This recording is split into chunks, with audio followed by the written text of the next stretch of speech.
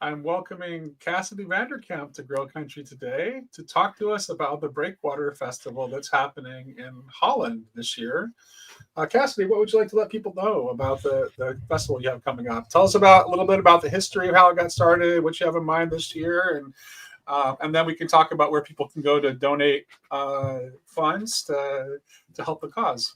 Sure. So this is our fourth official festival, third Breakwater Festival, I guess. But we've run the festival for this will be the fourth time under two different names. It started as the Bridges of Meaning Festival, but after we did the first one, we realized, hey, we should probably figure out our own identity as we grow and try to do more. So we took on the name Breakwater and been running events since then. That was like 2022, I think, is when we kind of made that shift. And so far, we've done the three festivals. We've done a small German-speaking event in Germany, and we also did the Estuary Tour in February in Paul. And after all of that stuff, we've just all collectively stopped. All of the organizers, myself, Matthias, and David. People probably know them around here, but if in case you don't know, they're the other organizers who helped me run the festival events in Europe. And yeah, we just all came together and had a hard conversation of what do we do next? Do we keep going? Do we stop? What is the natural next step? And I think we all agreed that as much as we could easily sort of ramp down, do one more festival, and just let what it was be what it was, we thought it was worthwhile to at least try to um, give it a shot and see if we can do more. We've just been so encouraged by the festivals and the in-person events and just what is happening in Estuary in Europe, and we want to try to do more. So the next year, especially 2026, we have plans to do more events and festivals and different things. But we have to make sure that we make this festival a success first. So the next Breakwater Festival 2025 is in the Netherlands, November 7th through the 9th. And yeah, it'll be in Culemborg. It's pretty central Netherlands. Yeah, we are featuring Joseph Foley from Unsolicited Advice YouTube channel, Nathan Jacobs from the Nathan Jacobs podcast, regular guest on Paul Vanderkleef's channel, and then Jelle Hausman. He's a theologian and a philosopher here in the Netherlands. And the theme is cross-pollination. We're still kind of working on the wording of the subtitle, but it's really going to be focusing on sort of navigating diversity and how do we do that well, sort of in a world that is just increasingly more and more diverse and global and all of those things. So yeah, we've started pre-sale tickets today through a crowdfunding campaign. We're using Indiegogo to help us secure the early funds to kind of get the festival in a good place where we feel like we can tackle it and move on and cover the financial costs of what it is. And so the whole month of August, we're primarily selling the pre-sale tickets as the way to raise those funds. And we're selling them at cost just so that we can, have a little help getting those early funds. But also we want to make sure that the community members who want to participate can participate at the lowest price possible.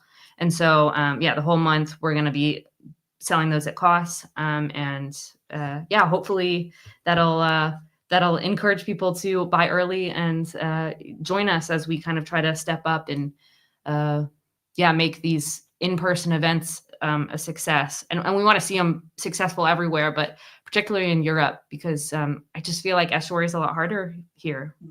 Why is that? I think it's hard to say exactly. I think there's something about the infrastructure, at least in the Netherlands. People don't like to travel anywhere more than 30 minutes. And so to try and get people all together and in these regular meetings is just really hard. And that maybe that's just a Dutch thing, but it seems that there's something about the way that everything is structured that there's a disincentive to kind of go long ways to do things. Plus, I think there is still that sense of the high level of secularism within Europe, and sort of that kind of uncertainty of what to do with it. Because it's pretty secular here, but I wouldn't necessarily say it's antagonistic to religion, but it's just sort of indifferent. Sometimes it feels. And so there's this I think there's a need for it because there's a growing level of interest in these religious questions, spirituality, and all of those things, but not necessarily a real, how would you say it? Like identified place to go. Like you could obviously go into a church, but that comes with its own sort of baggage and that sense of, yeah, are they going to try to make me go into the garden path that they want me to go to, or how do you explore those things well? So it's really hard to know exactly what is the difficulty, but we did an estuary tour in February with Paul, and we had a couple different stops, one in the Netherlands, one in Germany, and one in London.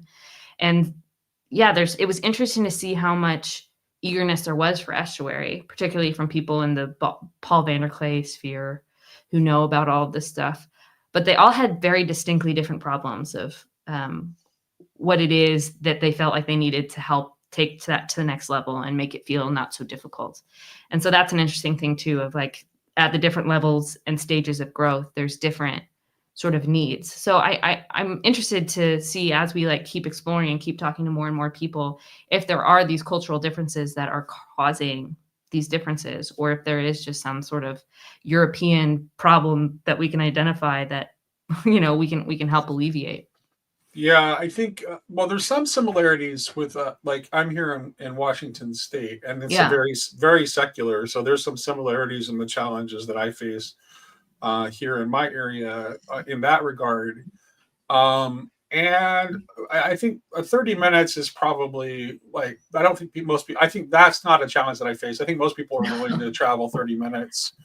I think most of my participants are not that far away, though. I do have two guys that are from Bremerton, which is almost an hour away. Yeah. That come regularly. So I think out here in the West, we're used to driving long distances. Exactly. Well, in America, there's this different sense because, we're such a large country, right? Like I can drive 6 hours and still be in Arizona, the state that I grew up in, but I drive 6 hours here. I could potentially be in 3 different countries. It's just a totally different mindset. So, I think that's part of it too. Americans are just so used to that. It's so weird from state to state because, like, I know, this is, I'm helping to organize the conference that's happening in North Carolina, right? Yeah. And it's in Western North Carolina. But like, if you're in Eastern North Carolina, it's 11 hours to drive from one end of North Carolina to the other end because the state is so long. Right. So if you're in the extreme eastern part of North Carolina near the Atlantic coast, for you to go to an event in Western North Carolina is like as far as for me to go to Sacramento to visit Paul. Right. No, the size of America, you just get a different sense of it when you live in Europe or some of these other countries. You're just like, oh wow, yeah, there is something to that, but you just take it for granted. Yeah, and Canada's even bigger. Yeah. Canada is so enormous. It's just like vast differences. Well, I tell you what, I commend you for having done this 4 times because I did it once. And it is so challenging. It's so different. It is difficult, expensive, and challenging. It just really is. And for you to have done this 4 times is pretty amazing. Was your first festival, was that before, or was that even before the Thunder Bay event, or was that just after? It's hard to remember now. I think at the very least we announced after Thunder Bay. It may have been that we had held the festival before them, but I'm not quite sure anymore.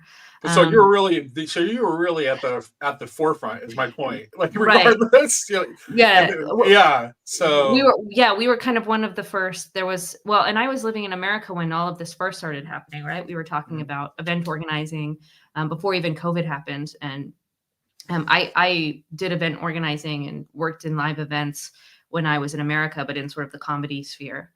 So it's just sort of my background. And so the idea of having these estuary events where there was live events and different things, that was just right up my alley. So I was really eager to be a part of it. But then, I met my husband on Bridges of Meaning and I moved to Europe. So I was thinking, oh, well, I guess that'll just be on hold. Can't do these events. But then Matthias announced, oh, we're going to do a German festival. And, I just put my hand up, like, do you need any help? And well, here we are now. So, I mean, I love the work. If I could do it for free forever, I would. Unfortunately, now I have 2 young babies, one almost 2, one 8 weeks old. And wow. the weight of that starts to add up, and the realization of like, okay, well, if we're going to make this work, we have to find a way to make it more sustainable. And so that's the big question we're trying to ask is, can we do this? I think it's totally possible.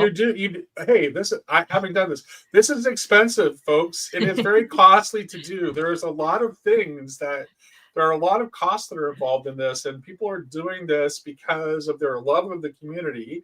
And at the very least that we can do, whether you're able to make it to Europe or not, I still think it's worth you to supporting what Cassidy is doing, because it's helping to spread our common cause over there in Europe. And she's been doing it for a long time, since the very beginning, and there's your support. So on that note, let me go ahead and you shared a couple of links with me. So let me go ahead and share screen here.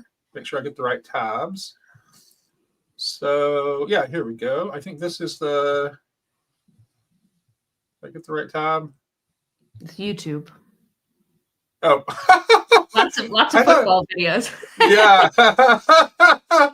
All right. Yeah. Well, yeah. Oh boy. Hold on a second. Let me stop and get that right. Your algorithm is being exposed at this very moment. Yeah. No, that's okay. It's nothing too embarrassing. I'm a big football fan. Everybody knows that about me, I think. All right. Let's see here. Yeah, well, and it's been a fun journey, because the first 3 festivals, we were really just trying to dedicate ourselves to getting really good at what we do with the events. And thankfully, we basically broke even, so there wasn't a lot of loss on our end. But yeah, we were kind of taking on the risk this of should that. be the right one. I thought I had clicked it in the first place. That's that's the wrong one. That's the wait list. That's the wait list. So if you're wanting to be part of our newsletter, or if you think you want to come to the festival but you don't really know and you want to be updated, you can join that wait list, and we'll send you updated emails about all of the progress of the festival and any future events. Let me get the actual important one. Let's third time. Okay, here we go. This is the actual right one. Okay, and this is on Indiegogo, right? Yep.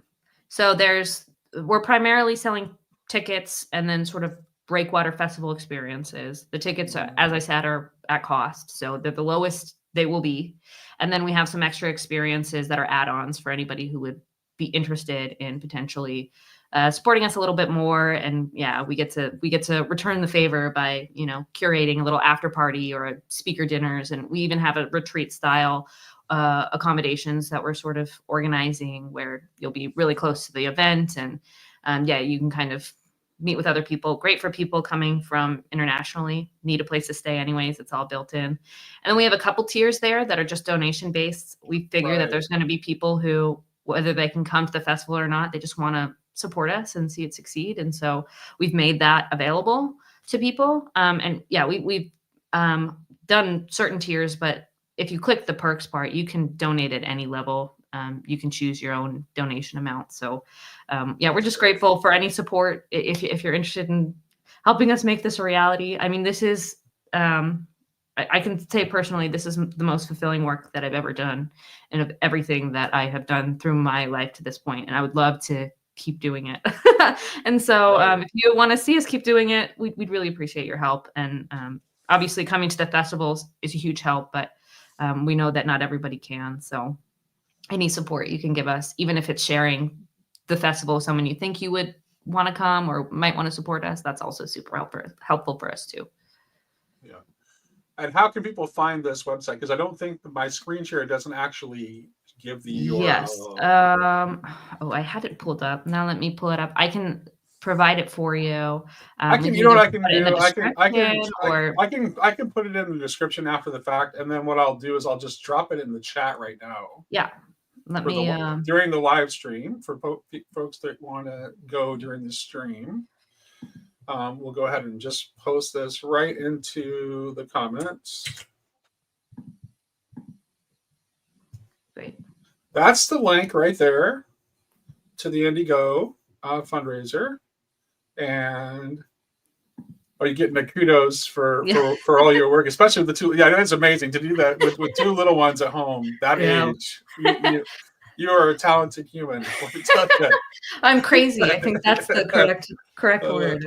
Absolutely uh, mental, but when you're passionate about something, you find the time, you make it work. And I think for me, yeah. having some sort of outlet to be able to um, keep working on the things that have been um, really meaningful to me Mhm. while I'm raising my girls is really helpful. And this is kind of nice because I can do it on my own schedule. I don't have to check in at 9 to 5. There's a lot of flexibility in event planning, so we make it work. But yeah, it's certainly a different challenge with the two. Yeah, I bet. I Yeah, bet. Yeah. but yeah, just so much fun. What kind of attendance have you had at the festival in the past? What can people expect? Yeah, so in the past, we've always limited the capacity to no more than 100. Mhm. But generally, what we got is around 50. And we were actually really, really happy with that because it covered our costs. Yeah. It really showed us the value of the community and it helped us really figure out what do we want these events to be? What spirit do we want to operate with them? But as we kind of grow, we've decided that with the festival, we want to kind of let it expand and grow as we grow. And then we're focusing in the future on something that we call breakwater exchanges, which are sort of one-day events, very similar to our festivals where we bring speakers and we do estuary groups, but it's very much targeted at the local communities and the local languages. So if we do it in Germany, it's in German and we get German speakers, and the Netherlands in Dutch, and Right. so Right. on and so forth. And so by doing that, it kind of opens the door for these bigger festivals to be places where you can introduce people to estuary, potentially get people from all over the world to come together and participate in estuary in person instead of just online, and kind of get help and support and momentum for the local estuary groups. And then those local estuary groups can be those very intimate, close-knit community efforts. And I think it just helps in a sustainability question where, the sometimes the bigger events can be helpful to funding the little ones and making them all sort of more Yeah, affordable I think for people seeding to come estuary in. becomes very important mission for what you're doing, particularly with what you said about the challenges of people not wanting to travel very far Yeah. to participate. So that means that you want to inspire the founding of as many estuary groups as possible. Yeah. Well, and you also want to, if you're going to have people travel outside of their country or travel from a far away, you want to make it worth their while. So you want to bring people who aren't going to be in that area necessarily very often, Mhm. or, someone who, yeah, people from outside might find interesting. And that itself comes at more of a cost with travel. And yeah, potentially, yeah, if you're wanting a bigger name, generally comes with a bigger price tag. So it just depends on. And so having that ability to make the festival bigger so that it's not so cost inhibitive for people who want to come. So this year we're expanding the festival to 125. We're going a little bit bigger than we did before, but keeping it manageable because we don't want to go over our skis. But from there, we want to just see how it goes and be able to grow as we go. And the hope is that we do the 2026 festival in June of next year with 3 other exchanges, one in Germany, one in the Netherlands, and then one somewhere in the UK throughout the year. All of that information, it's sort of like our tentative plan and schedule is on the crowdfunding campaign. So you can kind of get a sense of All there, what our yeah. next steps are besides just this next Okay. festival. And the other link that was is that like the pre-registration, or what is that? The other link you sent me? Yeah, that's sort of like a wait list. So Okay. we had that going before we launched the campaign, but for the people who maybe they're not sure if they can come, but they still want to be updated about ticket sales and what's going to Okay. happen, they Okay. can join that. And then there's also an opt-in portion on the second page where you can join our newsletter, and that'll give you information about any upcoming events that we have, updates about Breakwater as a whole, any new offerings, all those things. If you want to be updated about Breakwater as a whole, that's a good place to do that as Yeah, well. it's pretty straightforward. Let me go ahead and drop the link for that in the chat too, and then I will also put it in the description after we've wrapped up. Yeah, perfect. Yeah, that's just a great way that we can stay in touch with people who want to stay in touch. We're not going to abuse the emails, but obviously if we have an event or no, it's good to have ways to contact people. Yeah, Yeah. that makes sense. Yeah. All right.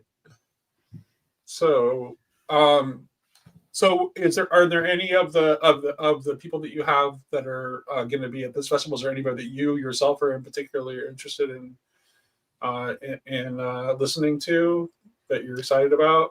Well, I'm excited about all of them. I think they're all very interesting, and I think together the way that they're going to interact, I'm really interested to see what comes out of it. But it's fun to have Nathan Jacobs be a part of the festival because he's actually one of the reasons I became Orthodox. Right. And he's also a filmmaker, and we've had some chats before asking him to come to the festival. So to actually be able to meet him in person, that's going to be really awesome. But how did that come? He lives in the States, right? So how did that come about? Yeah, well, it was actually funny. Back when he first went on Paul's channel, he was talking about his documentary, and I was actually making a documentary at that time. And I was having some questions of whether I should put myself in the film or not. And since he put himself in the film, I was just interested to ask his perspective about it. And so I reached out via his website, and he was just immediately very willing to have a conversation with me. So most of our chats before have just sort of been filmmaking business conversations. But he when we had our first conversation, he mentioned something about how when he was a professor at a Protestant university teaching church history, he had all of his students becoming Orthodox without him even trying. And that was just the first little seeds that I went, oh, that's interesting. And then one thing led to another. And, now 5 years later, or 6, here I am Orthodox. But it's just funny the ways that, you can make these sort of connections online and then never be able to actually meet the person in person. So it'll be fun to actually get to see him in person. But it's fun too, because even with Yellow Houseman, we've had conversations now online, and he's got more of a smaller project here in Europe. But yeah, we live not very far from each other, but we'll be able to actually, see each other in person. And, Joe sort of outside the estuary space, but he seems so eager to be a part of something that gets people actually talking in person. So I think that's just amazing. Yeah, it's really nice to bring people that have no connection at all. And kind of see how it lands. The speakers that I had for my conference, Paul was the only one that had any connection to estuary. They were all people that I had a relationship with them through my work on Grail Country, but they were not really involved in the larger community at all. Yeah. And how did they like it? How did they experience it? They all really liked it. They all really thought it was really cool and enjoyed it. And I actually, for my conference, I actually put my speakers in in estuary groups with and not as leaders either, just as participants. Yeah, we do that as well. So the feedback I got was overwhelmingly positive. I think now by this point, one of my speakers was Michael Martin. I think Michael Martin is kind of one of us by this. I kind of drug him in. Into the corner. So I think he's officially one of us now. He got it right away. He was he had been at one of the other events before I had him at mine event, because Marcus from More Christ also had him as a speaker at his conference in DC, which I went to, and Michael just immediately got what we were doing with estuary and loved it right away. So I think that's so important, because I've been thinking about this a lot. There's all of these different types of channels and different sort of spaces that are trying to explore these big questions or whatever. And we kind of do both the big questions and the small questions or whatever, but these meaning questions. And some of them, yeah, just are they're, how do you say it? They're so clinical. They're not very Yeah, personable, and so having that space of, like, bringing someone who could add some sort of different perspective, but that's yeah, also gonna kind of get this idea that it's not a debate or some sort of, like, um yeah, sort of like show, but really, like, grounded in people and relationships. yeah, It's you know, it's difficult balance, it's a tricky balance, but it yeah. is. It is. Yeah. I think it's very worthwhile though, and I commend you for doing it. And I hope you have a great attendance and that your your festival is successful. I'm considering doing another one at some point in the future Well, I've myself, but I could not imagine doing one every year. It's like I definitely need to not do one this year after doing the one I did last year. Well, I've only heard great things from your event. You know, it's sort of sad when I see all these events happening in the US and I can't go because I'm an American, Yeah, you know, and right, it's sort of like right, seeing all of these events happening and Chicago events and, yeah, you know, but no, I just love seeing them happening. I love seeing them being successful and having had that experience of like organizing and being part of them and seeing like the magic that happens with um the way people connect through these So here's the events. thing. There's an entry. I think it's worth. I think it's worthwhile to try to do a really big event at some point in Europe. I'm not sure where would be. Like I think there was a conscious decision to make Chicago a big event Yeah. here in the States because of Chicago's central location. Is there any Yeah. place in Europe that kind of would be similar, I or is mean just that unwillingness to travel more than 30 minutes kind of get in the way of the possibility of even doing that? I mean, the Netherlands is certainly a possibility because it's very central and Yeah, it's very central kind of worldwide. right. Um, so there's that potential for that, but Yeah, there's also an argument to say somewhere in the UK, especially yeah, because they have a large English speaking population right, and right. it's pretty easy to get to London or something, although Yeah, Amsterdam is also a pretty big sort of connection hub. yeah, So, I mean, I definitely love the idea of a bigger event. yeah. You know, I think a big like we'd have to. Yeah. So we'll I'll help twist Paul's arm to put his energy behind that. You know, and yeah, obviously, since you've been there on the ground and doing this, you'd have to be involved. But I think that's worth doing. I think it's worth yeah, doing at some point. So yeah. No, I mean, the approach we've had with this and sort of a lot of what we're kind of facing with estuary and trying to help it grow is realizing we kind of have to grow at the rate of relationship. yeah, And so as we make more relationships and as we make more connections, we just take our time and let it grow slowly. I mean, I think I heard Jacob talk about it a long time ago of like, you know, there's this sense of like for creating structure and doing these events. And it's like we're playing pickup basketball, but we want to be in the NBA.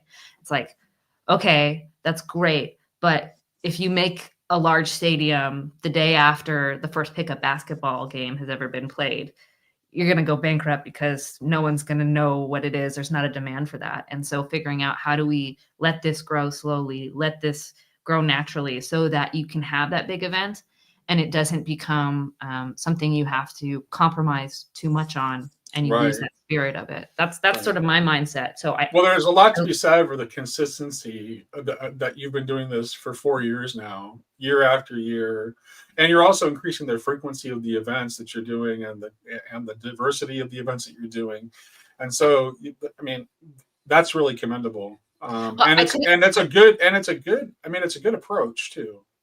I couldn't do it alone. So Matthias and David have been basically with me on it from the beginning. And it's really Matthias's baby that started all of this. And, you know, Mhm. we just came along and, you know, made it together. But yeah, I think there's just so much beauty in estuary. And I think even before estuary was a thing, like officially where Paul announced it, that was sort of my desire is to find a place where you could have people come and have these conversations that were a Mhm. church adjacent, that weren't evangelical, but you know, trying to help have serious conversations about spirituality and just was never really received very well. And so the minute Paul put that on the table, I think it just was a huge passion for me. And so, yeah, I want more than anything to see it survive, whether I'm a part of that, survival or not. I just want to see it thrive. And so I love seeing the events in the US, but I would love to continue to do this work if I can. So yeah. I had no idea what I was doing or what I was getting myself into at all. I had no background in organizing anything. I'm not a particularly organized person. There was kind of a running joke during the conference because things didn't start exactly on time, and my brother-in-law Slicarius John was there, and he was like actively trolling me during the conference about everything being on anarchist time. It's event planning, very much like filmmaking, is something that people always underestimate the reality of what it actually is. And so it's sort of like, I think I'm grateful that I had that background in both of those things, because it helped me kind of get that sense of, okay, I think it's the only reason we've been able to do so many events in so much time, because I've had so much of that background before. So it's just sort of this natural extension. But I commend anybody for trying, because they are difficult, and especially if you don't have a good team around you to help you execute it fully. It's hard. I think the one thing that made up for it, my core competency is hospitality. So I think the thing that made up for the slightly disorganized nature of it is that the food was excellent. The food was really good. Both at the barbecue that I hosted at my home, and the caterer was a friend of ours who's excellent too. And so the food was really good. So that definitely helped. And then I also brought in, for the first morning for breakfast, I brought in pastries from a French bakery here in town that's really excellent. And so yeah, the food was really good. So I do have the hospitality thing down. Yeah. But if you want things to start exactly on time, I'm not the person you want running the show. Well, luckily, I think this whole spirit of estuary kind of allows for some of that flexibility, especially in those sort of smaller events. I mean, I remember in our last festival, we had an event that was scheduled, and we just decided on the fly, let's cut it. Everybody is enjoying what they're doing right now. Why force this? There you go. That was the beauty of that small event like that, where we can really just not force something to be because we want it to be, but allow it to really fit what needs to be in the moment. Yeah. But yeah, good food will get you a long way in an event. It forgives a host of sins. That's one thing I can definitely, that is a competency I have for sure. So. Are you planning on going to the Chicago event? I'm going to be there. Yeah. Oh, I'm going to be cooking at the barbecue. There's a cookout on Thursday night. And I'm going to be doing, Chad's going to be cooking too. Both Chad and I, Chad's going to be doing burgers and brats, and I'm going to be doing barbecue chicken with Alabama white sauce.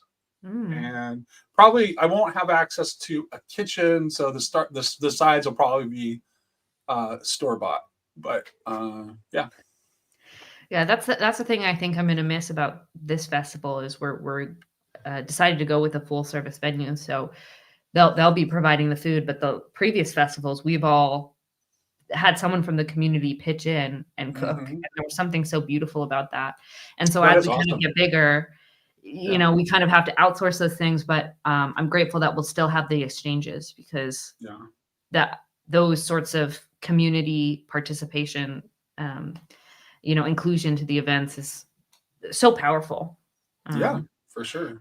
And it was so nice to just see, because we were doing this on, shoestring budgets, all volunteers, everybody just trying to chip in. There would be people who didn't even sign up to help, who would just, what can I do? And it all just became this huge participation thing that was so lovely to see. And that's always very helpful, especially when you're, you're wearing a lot of hats trying to keep everything going and make sure you have all your I's dotted and T's crossed, Yeah. Well, I hope you get some donations out of this. I really do. I think it's what you're doing is definitely worth supporting, and I hope that it's a big success. And I hope you're able to continue to do these. Thanks. Yeah, I mean, either way, I think it gives us an answer of like what's next. And I really hope it's a success. And I'm very optimistic that it will be, but we're trying very hard to figure out, okay, let's see how we can scale this up. So we're definitely starting now promotion within the community, trying to make sure that they got the first chance at tickets. They have a chance to be a part of helping us grow and support, and then slowly see where we need to kind of expand and grow outside of our little circles. But we know that we couldn't have done this long if it wasn't for the people who saw what we were doing, wanted to support it, and wanted to see other people participate in it as well. So that's why we kind of went the crowdfunding route, is because we wanted to be able to return to the community who's already been so generous to us. Like, we're just so grateful and humbled by all of it. And so, we figured there might be people who would want to support, and no hard feelings if it doesn't happen. But I just know that there's a lot of people who want to see this thing succeed. And I guess we don't want to rob them the chance to help us if they're wanting to. Yeah. So you're selling. If people have a chance now, if they donate to get tickets at cost. Yeah. And so what if people procrastinate and wait to purchase the tickets retail? What's the retail going to be? On the tickets? We're kind of waiting to see what our goal is, because we want to try to keep them as low as possible. So I don't want to commit too hard on that. We're trying to figure out what makes sense. We have to price them in a way that is sustainable for us. But we're always so conscious of making the tickets as low as we possibly can. Yeah. And that's why we're selling them at cost right now, because that it really is as low as we can possibly go. And so if we sell out, then we sell out, and great. And we'll cover the cost. I saw I can concur that is like an accurate reflection of cost, having done this. You definitely are selling them at cost. Yeah, it is quite expensive to put these kind of events together. Yeah. Especially now that you're not relying on volunteers to do the food, because that's a huge expense. Yeah. Well, and it was just necessary because one of our sort of main organizers wasn't sure if he was going to be able to be there on site. So that's a pair of hands that is just gone. And me with 2 children, it's sort of like, maybe I'll have my mother-in-law to help, but there's always an uncertainty about that. So having some help with that is just something that makes it so that we're not going crazy. Thank you. Oh, thank you so much. So hey, we netted at least one donation. Woohoo! But like full transparency, some of the experiences they're not at cost, they're a little bit higher, but we didn't mark them up much, just a little bit more to help us kind of cover the costs. But we also figured, hey, they're interesting experiences that some people might want to take us up on. But absolutely, So the one is sort of an after party. We have about 50 spots available for that. Not everybody can stay till the end of the festival, but if you can and you wanna keep the good vibes going, there's an experience for that. And then we have a speaker dinner pass, where it's 10 seats plus the speakers, and just sort of a private dinner where you get a little time to chat in a more intimate setting. And then the retreat accommodation style, where we'll be organizing a property. We had a little secret post-conference gathering for my event too. It was a birthday party for Graham that I held on the day after, and so that was like, and Graham was in charge of selling the tickets to that, because it was his birthday party. So we figured out how many work for his birthday party. So I let him. So and the money just went to cover the cost of the additional meal that I was making. So he had me cook buffalo brisket. So, delicious. Yeah. But no, I mean, I think after every festival, we've had some kind of a after party of sorts, and it's usually the people who helped us clean up, and we'd sit and we'd have a drink. It was anything sort of super official, but this will be a little bit more of a official party of sorts. And there's not as much cleanup we have to do, since it's a full service venue. So we really get to relax and just enjoy the time and just keep the conversations going, because there's always never enough time to finish the conversations that you have. Yeah, Um, absolutely. you get all these people together who've just been talking over the internet all the time, and all of a sudden you get them in a room together. Well, endless fun, right?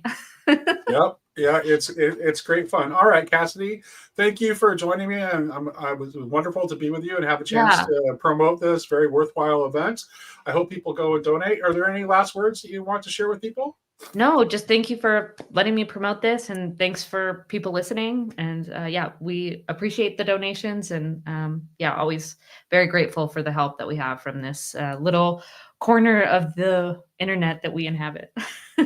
All right, go donate. If you missed the links during the stream, I will provide them in the description of the video when I post it. All right, take care. Bye bye. Bye bye.